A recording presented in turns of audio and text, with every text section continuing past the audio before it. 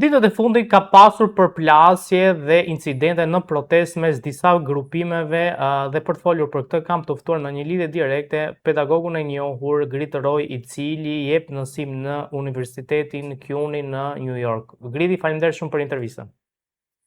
Faleminderit ju për ftesën. Mersi.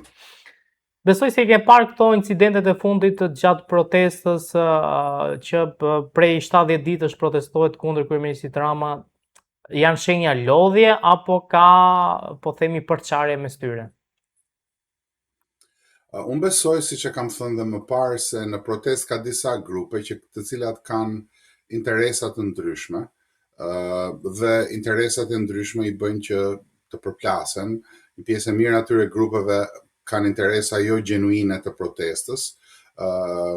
Sigurisht që janë grupime me interesa nga Paria e Tiranës, të cilat kanë edhe objektiva që të provokojnë, që të minojnë frymën e protestës. Kjo është njëri nga shpjegimet që mund të jepet kësaj çështje. Përplasjet janë jo të duhura, përplasjet janë shenjë që protesta nuk po din të ecë përpara aty ku duhet, dhe unë do ta ktheja këtë në një çështje e cila ka të bëjë me objektivin real të gjithë shqiptarëve, që sot duhet të jetë të shpëtojmë Shqipërinë. Në një kohë kur kemi një pari të Tiranës super të korruptuar, e cila me bashkëpunim po shet Shqipërinë copa. Në një kohë kur kemi një ekonomi e cila është në duart të disa oligarkëve, ndërkohë kur kemi një shoqëri e cila është tërësisht e jashtë binarëve të duhur, ndërkohë që kemi më shumë shqiptarë që duan të ikin se sa shqiptarë që lindin brenda Shqipërisë, duket qesharake, ndërkohë që kemi një ndarje fetare me vija fort të qarta, e cila po shkon drejt një përplasje të frikshme, siç duket qartë edhe me deklarimin e fundit të ashtu quajturit shteti Bektashi, duket qesharake që grupimet e protestë të bëjnë sherrë për çështje mikrofoni apo për çështje dytësore. Kjo tregon papjekurinë e disave dhe tregon edhe gjithashtu edhe mënyrën se si Paria e Tiranës po përpiqet ta minojë protestën dhe ta kthejë protestën në një vegël për qëllimet e saj. Ajo që duhet, ajo që unë do t'ju thoja të gjithë atyre që janë protestë, por dhe të gjithë shqiptarëve, është sa vijon. Momenti ku është Shqipëria sot është nga më delikatët, ndoshta edhe më delikati në historinë e shqiptarëve.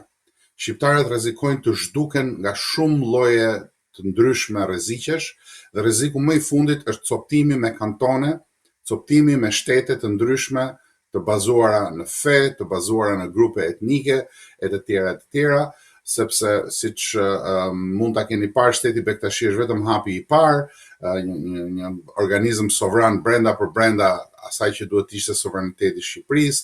Nesër nuk e pengon gjë, asgjë nuk do ta pengonte nesër mbas shtetit Bektashi, krijimin e një shteti tjetër, në një kantoni tjetër katolik në veri, një kantoni tjetër vllah në jug, të cilët janë bërë gati, dhe kjo legjitimon në mënyrën më të tmerrshme dhe më të frikshme të ashtu quajturin Vorjo Epirin. Pra, këtu ka disa gjëra që po shkojnë jashtëzakonisht shumë keq, që po duken qartë siç u kemi paralajmëruar.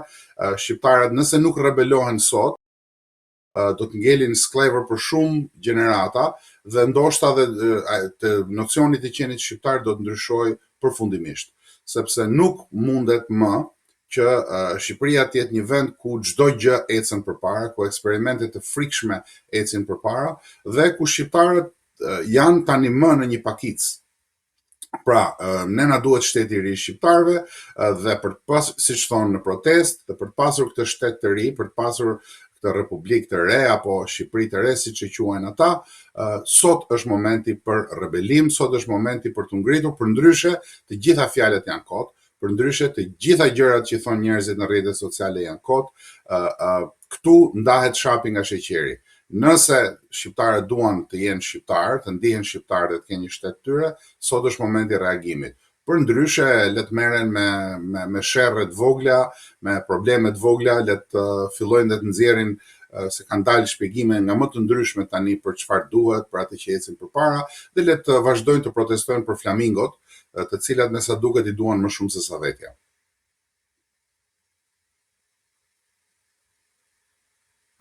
Në fakt ju folet pak për po themi mundësinë ose për një ide të ndarjes së Shqipërisë në kantone dhe jo më larg se para 2 ditësh ishte edhe një artikull në një të përditshme franceze ku flite për shtetin Bektashin dhe për përgatitje që po bëhet për realizimin e po themi këtij shteti. A është kjo një paralajmërim se me krijimin e shtetit Bektashi mund të krijohen shtete të tjera brenda shtetit shqiptar dhe sa e dëmshme është kjo për mirëqenien dhe harmoninë edhe fetare të shqiptarëve? Sigurisht që ky është një rrezik jetik për atë që është integriteti I Shqipërisë. Çdo kush me 2 parë mend në kokë kupton këtë dhe gazeta franceze sigurisht që e vinte në dyshim këtë pa asnjë lloj dyshimi, që e vinte në dukje këtë pa asnjë lloj dyshimi. Tani problemi është pak më I gjerë se sa aq. Shteti Bektashi Pikës pari nuk është një projekt I kësaj qeverisë së fundit vetëm, është një projekt I filluar në kohën e Ilir Mendës, është një projekt që është përgatitur prej disa dekadash, ku janë dërguar njerëzit për të parë se si funksionojnë patrikanat, Stamboll etj. Dhe mbasi është bërë kjo, janë përgatitur kushtet, terreni dhe tani po I shërben Paris si një mënyrë për të hequr vëmendjen, si një mënyrë për të mbuluar disa nga poshtërsitë dhe krimet e veta dhe një mënyrë për të kontrolluar Shqipërinë. Ajo që duhet parë me shumë vëmendje dhe duhet parë me shumë qartësi nga të gjithë njerëzit, nga ata që shohin, kjo nuk mund të konsiderohet më si një diçka që hamase në Shqipëri çdo gjë 3 ditë zgjat, si një çudi, sepse vetëm sklevrit jetojnë ashtu. Shqiptarët tani më janë përballë fakteve të kryera. Nuk është më projekti I kantoneve, është ajo që po realizohet, po ndahet Shqipëria në kantone. Nuk është më thjesht një projekt teorik, është një projekt praktik, është një projekt që po I ndan shqiptarët në zona të ndryshme, është një projekt me aktorë të ndryshëm, I cili në kushtet e sotme nuk ka gjas që të kaloj kaq kollaj, që të kaloj paqësisht, por përkundrazi ka shumë e shumë gjasa që të shkojnë në një konflikt të frikshëm, I cili nuk imagjinohet dot nga asnjë shqiptar. Të gjithë njerëzit që mendojnë se kanë një shtëpi, kanë një apartament, kanë një shtëpi në plazh, kanë një punë, e se do ta shtyjnë ashtu siç e kanë shtyrë deri më sot, që do shkojnë me pushime, se se kështu zgjidhen punët, se në Shqipëri jemi kështu funksionon, e kanë gabim. E kanë gabim sepse nuk mund të shkojë më tepër kjo punë në këtë lloj mënyre pa pasur konsekwenca të qarta. Të mos harrojmë që ka influenca të shumta në Shqipëri, nuk është thjesht shteti Bektashi që ka interesa të caktuara mbrapa, po janë edhe shumë shtete të tjera mbrapa, është Greqia që nuk do kishte asnjë lloj problemi me një shtet Bektashi dhe do të fillonte të thonte që pse të mos ketë dhe një shtet mini shtet grek të minoritetit, pse të mos ketë një mini shtet bullgar, pse të mos ketë një mini shtet serb, sepse ministri joni I jashtëm sapo pranoi një marrëveshje ashtu quajtur reciproke, ku do hapi konsullatën në Shkodër, hapet një dritare në disa poshtërsira dhe në disa maskarallëqe të nivelit të paimagjinueshëm. Pra, sigurisht që rrezikohet Shqipëria, sigurisht që shqiptarët janë të rrezikuar dhe kanë qenë prej 25-30 vitesh të rrezikuar nga kjo pari anti-shqiptare, shqiptarizuese dhe koha për të vepruar është sot. Përndryshe ne gjithë lodhemi kot, përndryshe të gjithë ata që mendojnë që I kanë zgjidhur problemet, do ta gjejnë veten në një pozicion që nuk ju ka shkuar mendja sot e 30 vite dhe do të jenë të skllavëruar dhe pa asnjë lloj mjet rrugdalje dhe do të thonë që si na ndodhi kjo punë kështu. Kur ta thonë, ajo që do të ishte paradoksi do ishte që ju a kemi thënë prej disa viteve pa askush nuk do ta pranoj, e megjithatë kjo nuk është kënaqësi për mua. Kjo nuk ndjej ndonjë kënaqësi që e kam parashikuar që do të më rrihet këtu, përkundrazi, ndjej një dhimbje shumë të madhe, por jam I detyruar ta them që çfarë presin shqiptarët. Më duket jashtëzakonisht shumë e çuditshme Çfarë presin shqiptarët që nuk e tërheqin zvarr këtë pari? Çfarë presin shqiptarët që nuk reagojnë me një forcë të tmerrshme? Ata shqiptarë të cilët vrasin për një fjalë goje, të cilët dikur kanë derin, të cilët dikur ruanin imazhin e vet si njerëz të besës, të fjalës, të erzit, të fytyrës, ku janë? Ku është ky erz dhe ku është kjo fytyrë sot? Ku e kanë? Sepse sot po i marrin zvarr, po i tërheqin zvarr, po i quajnë sklever haptazi, po ju krijojnë republika të pa imagjinueshme brenda për brenda, shtete të pa imagjinueshme brenda për brenda, po i vjedhin, po i plaçkisin, po i trajtojnë si sklever, po i nxjerrin shesh dhe po i thonë se kaq merrni, kuptoni ju, po i japin nga një flamingo në dorë dhe po i thonë ja, protestoni se për këto duhet protestoni, se kaq kuptoni, popull ignorant jeni, dhe nuk reagon kush. Nuk reagon kush me atë nervin e shqiptarit. Kjo më duket jashtëzakonisht e pa imagjinueshme dhe nëse ka ende shqiptar në Shqipëri, ndjehen kështu si puna ime. Ndërkohë, ka pasur një ngjarje mjaft të rëndë ditën e djeshme ku një shtetas qelluar për vdekje nga roja e një plazhi në Ksamil në jug të Shqipërisë. Sigurisht që është kështu siç thatë ju, po do ta shtjelloj pak më thellë këtë punë, po në fillim dua të ndalem tek njëri aspekt, që është aspekti i propagandës.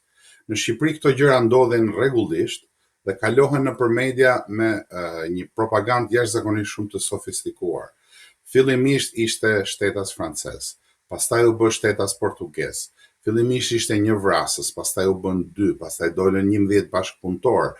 Të gjitha organet e shtypit dhe të medias kopjojnë njëri tjetrin duke kaluar nga dega në deg, nga ferra në ferr, thjesht për të fshehur atë lepurin e madh që fshihet pas gjithë kësaj, i cili është pikërisht ajo që thatë ju dhe tani do ta shtjelloj cili është lepuri. Shteti shqiptar është një shtet kriminal, i sunduar nga interesa kriminale, ku gjenden jashtëzakonisht shumë mirë të gjithë kriminalet e gjithë botës, i cili është tani më nën pronësinë e sindikatës ndërkombëtare të krimit. Këtë duhet ta kuptojnë shqiptarët dhe t'i lënë ato budallallëqet e turizmi elitar apo turizmi me buke domate, e të gjitha gjërat tilla në një vend që duhet të preokupohej, duhet të shqetësohej për atë që është ekzistenca e vet, mbijetesa e vet në këtë sistem ndërkombëtar dhe në këtë sistem ekonomik. Pra, çdo hallk e shtetit funksionon në mënyrë që t'i shërbej sindikatës ndërkombëtare të krimit, që është pronari real, dhe bashkëpunon thellësisht, dhe është e kapur dhe e integruar tashmë me grupe të ndryshme të forta kriminale, të cilat sigurisht që janë ligji, sigurisht që janë ekonomia, sigurisht që kanë shpëlar para, sigurisht që nuk më habit fare mua fakti që në Ksamil pronari i hotelit është super kriminal dhe të gjithë njerëzit që ka punësuar janë pjesë të grupit vet kriminal. Nuk është as pak as e pazakont, as e çuditshme për Shqipërinë, përkundrazi është tejet normale. Ky është normaliteti që jetojnë njerëzit në Shqipëri. Pra duhet t'i ftoj ta kuptojnë këtë dhe ta shohin veten pasqyrë. Ky është normaliteti kriminal që jetojnë të gjithë shqiptarët. Në këtë normalitet kriminal, njerëzit ndjehen se janë me demek evropian, se gjithë bota kështu funksionon, bëjnë 3-4 udhëtime në vit, një pjesë e shqiptarëve, ndërkohë që të tjerët kanë halle të tjera, ju duket vetja shumë mirë, marrin rroga të mira, gjallërojnë ato klubet e ditës dhe natës, restorantet e pafundme që hapen dhe mbyllen nëpër Tiranë, e kudo tjetër, dhe ju duket se kjo është ekzistenca normale. Nëse kjo është ekzistencë normale, atëherë shqiptarët janë njësuar me krimin, janë njësuar me atë shtetin kriminal, me ata plerat e kombit që janë paria e Tiranës, të cilët jo vetëm që duhet mos ishin aty ku janë, por duhen tërhequr zvarr. Duhen tërhequr zvarr për gjithë të që i kanë bërë shqiptarëve, duke i gënjur, duke ju thënë që mos e kështu mirë jeni, mos e ja ku i keni zgjidhjet, bëj edhe ti një pislëk të vogël, hajtë se mbijetojmë, hajtë se gjithë me njëri tjetrin do t'i zgjidhin punët, ndërkohë që i kanë krijuar këtë lloj shoqërie, e cila nuk ekziston edhe në Hënë po të shkosh, edhe në Mars po të shkosh, nuk ka eksperiment kaq të frikshëm kriminal sa është Shqipëria, e cila tani më po shpërbëhet copa. po e shpërbëjnë copa dhe le të thonë sa të duan që ky lloj vizioni është një vizion që nuk qëndron se ne jemi mirë e të tjerë. Kjo që po them tani është jo vetëm realiteti, por realiteti i hidhur dhe i frikshëm. Dhe mungesa e reagimit ndaj këtij realitetit frikshëm nuk ka të bëjë thjesht me një kriminal rruge i cili ashtu është mësuar ai ta kryej detyrën e vet, sepse normalisht brenda asaj shoqërie jeton. Në Shqipëri ka probleme shoqërore jashtëzakonisht shumë të forta, ke rinin që po edukohet me këtë lloj fryme të krimit. Keni rinin edhe ata që shkojnë në për shkolla jashtë dhe që kthehen pastaj, dhe ata me këtë lloj fryme po edukohen. Me frymën që bjerit i bien, merr çat marrësh, vidh çat vjedhësh, kap çat kapësh, plaçkit çfarë plaçkitësh, sepse ky është realiteti jon, kjo është Shqipëria, dhe ky brezi i ri që po rritet tani, me këtë lloj mendësie, do ta ketë jashtëzakonisht shumë vështirë të dalë për kësaj mendësie, sepse ata njohin vetëm këtë mendësi. Prindrit e tyre, që ndoshta kanë njohur mendësi tjetër, kanë pasur më të thjeshtë. Tani me këtë lloj mendësie ne do të shkojmë nga krimi në krim, dhe do të bëhemi një botë e krimit e frikshme. Ky është llumi ku notojnë shqiptarët, të cilëve ju duket se po jetojnë në luks, sepse e kanë apartamentin shumë më të mirë se sa kanë menduar ndonjëherë në jetën e vet, dhe e kanë rregulluar atë me modën e fundit të kuzhinave Scavolini. Së shpejti pritet që ambasadori amerikan që do të jetë, po themi, në Shqipëri, Eric Wendt, do të vijë së shpejti në shtator. Çfarë mendoni se do të sjellë ardhja e tij në Shqipëri, qoftë për klimën politike, po qoftë edhe për interesat e amerikanëve në vendin tonë? Unë kam thënë edhe në një dalje tjetër, ambasadori Wendt që po vjen është një figurë me jashtëzakonisht shumë eksperiencë, është një ish ushtarak, po që ka pasur një eksperiencë jashtëzakonisht shumë të gjatë edhe në diplomaci. Le të mos harrojmë që ka qenë njëri nga koordinuesit e midis Izraelit dhe palestinezëve. Pra është njëri që ka eksperiencë të gjatë si në diplomaci, edhe në çështjet ushtarake, por edhe në çështjet e Këshillit të Sigurisë Kombëtare të Shtëpisë Bardhë.